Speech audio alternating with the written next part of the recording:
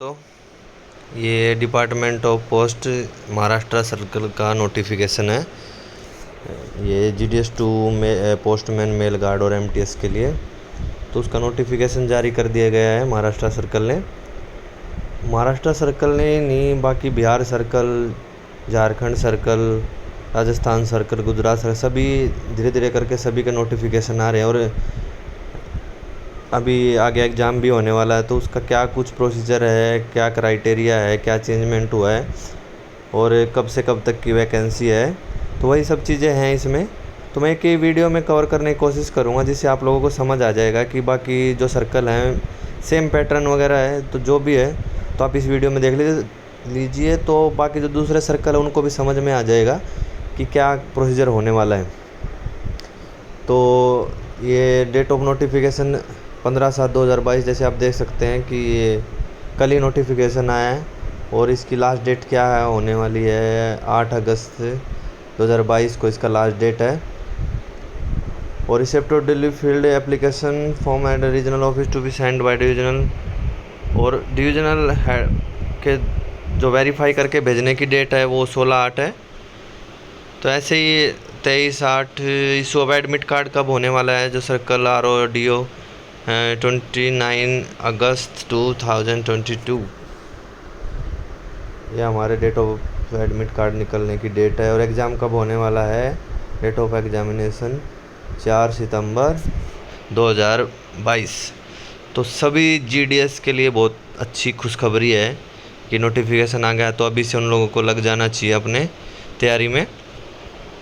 और ये vacancy cover होएंगी 1/1/2022 से लेके 31/12/2022 तक जितनी वैकेंसी हो सभी इसी के अंडर आएंगी।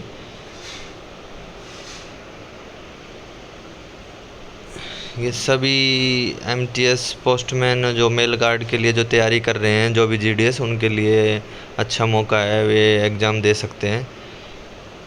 और ये एलिजिबल क्राइटेरिया है कि पोस्टमैन और मेल गार्ड के लिए क्या क्या एलिजिबल क्राइटेरिया है।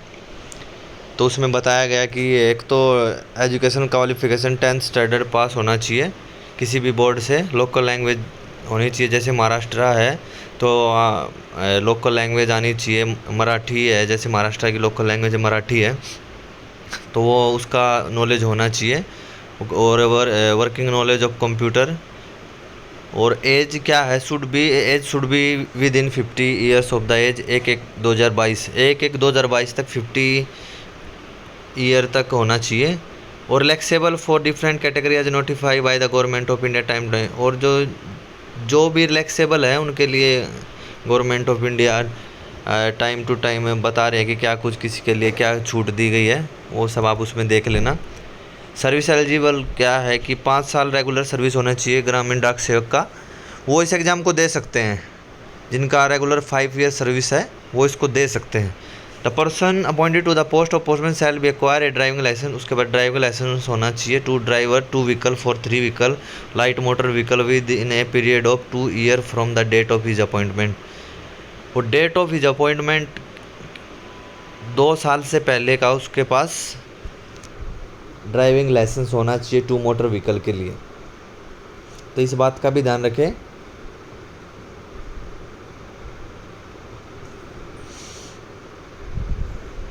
और MTS के लिए इन्होंने 3 ईयर का सर्विस रखा गया है कि जिनका 3 ईयर का रेगुलर सर्विस है वही MTS के लिए एग्ज़ाम दे सकते हैं।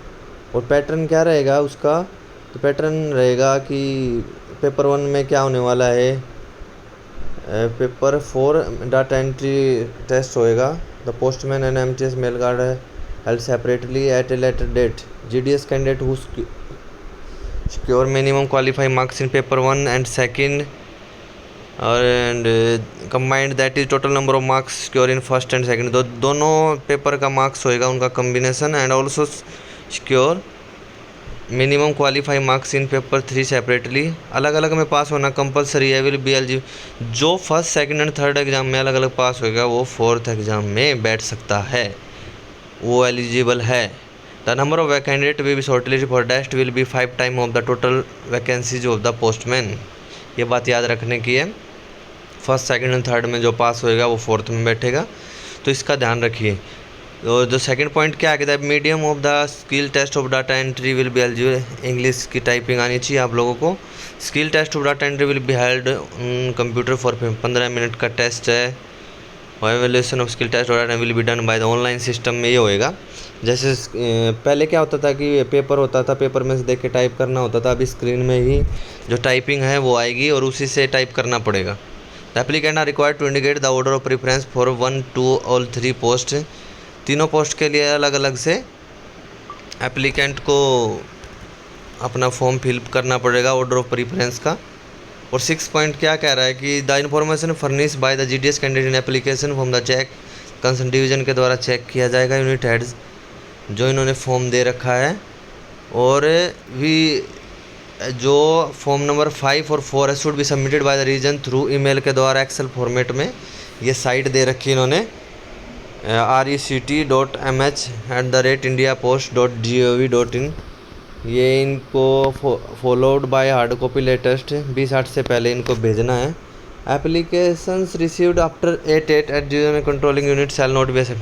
8 तारीख के बाद जो भी एप्लीकेशन भेजी जाएंगी वे एक्सेप्ट नहीं होंगी। तो वही है भाई, पहले अभी नोटिफिकेशन आ गया है तो विद इन 2-3 दिन के अंदर भर देना चाहिए फॉर्म, इतना ज़्यादा वेट नहीं करना चाहिए। उसके बाद साइट चलती है नहीं चलती है, किसी का फीस से सबमिट होता नहीं होता तो कुछ पता नहीं चलता, तो मौका हाथ से जाना नहीं चाहिए।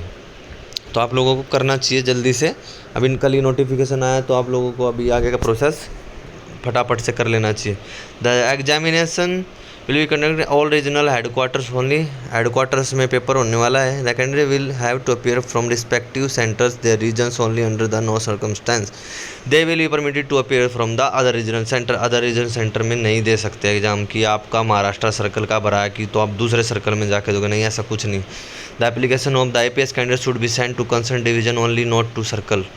The department waits the power to cancel the notification of the examination if anything unfair.